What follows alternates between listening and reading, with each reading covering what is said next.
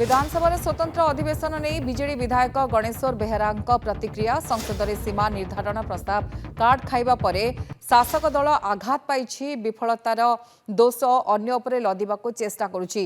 BJD supremo नवीन पट्टनायक कहते द्वारा ओडिशार राजनैतिक प्रतिनिधित्व कमिब, ओडिशार क्षति हेब। ए बाबदरे बीजेपी पार्टी खोलुना।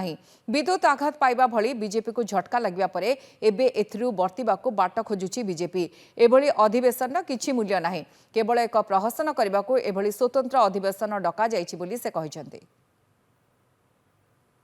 विधानसभा तरफ राज्यपाल निर्देश विधानसभा सचिव दस्तखत जो चिठी आमको आसी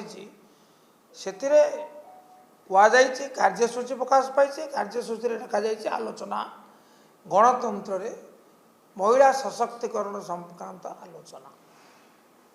तेणु यही उद्देश्य केवल डका दिनिकिया अधिवेशन स्वतंत्र आलोचना।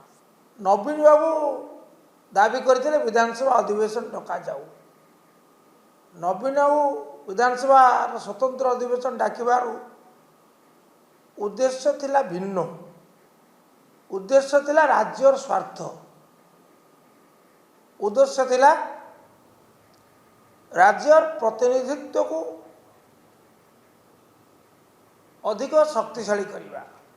किंतु वर्तमान ये गोटे प्रहसन अधिवेशन डाकरा से कौन शुणिले